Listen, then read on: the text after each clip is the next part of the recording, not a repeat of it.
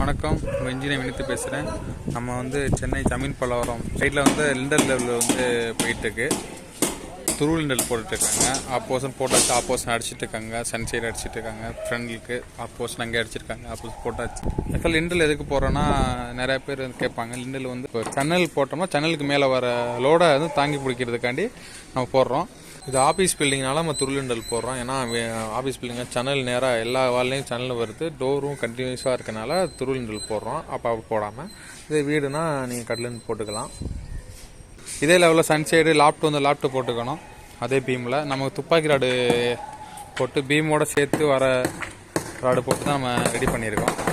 பார்த்தீங்கன்னா தெரியும், பீமோடு கனெக்ட் பண்ணி ரிங் அடிச்சிருக்காங்க.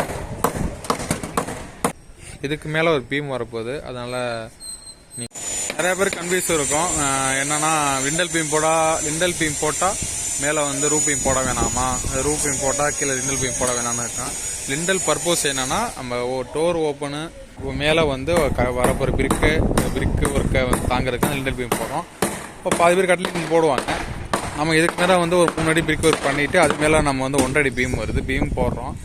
நீங்கள் ரூப் பீம் கன்ஃபார்ம் பண்ணணும். மேக்ஸிமம் என்ன பண்ணிடுறாங்க, லிண்டல் பீம் போட்டால் ரூப் பீம் போட மாட்டாங்க, ரூப் பீம் போட்டுருக்காங்க. லிண்டல் லெவலில் டோர் 3 அடியில் ஒரு சில்காங்க இருக்குது. அதுக்கு மேலே 7 அடியில் லிண்டல் பீமு, அடுத்து 10 அடியில் ரூப் பீம் வரும். இதே லெவலில் அந்த பீம் பண்ணும்போது என்ன பண்ணிடணும்னா, இதே லெவலில் கம்பி லாப் பண்ணிடணும். பீம் கம்பி கம்மியாக இருக்குது, இந்த லெவல் பீம் குறைச்சி லாப் பண்ணிடணும். அடுத்து இந்த ஒர்க்லாம் முடிச்சக்கப்புறம் லாப் பண்ணிடுவாங்க.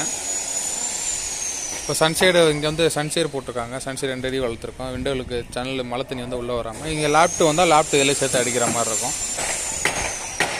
இதில் நம்ம ராடு 12 ராடு தான் யூஸ் பண்ணியிருக்கோம். 4 12 வச்சுக்கோம். Ring 9 inch 8M ring 9 inch beam போட்டிருக்கோம்.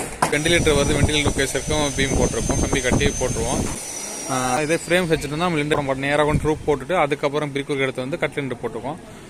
கட்லிண்டர் போட்டு 4 அடி டோர்னா இங்கிட்ட 1.5 அடி மினிமம் ஒரு 6 அடிக்கு மொத்தம் வச்சுட்டு சப்போர்ட்டுக்கு போட்டுறணும். இதை பற்றியா நான் உங்கள்கிட்ட இந்த வீடியோவில் சொல்லணும்னு நினச்சேன்.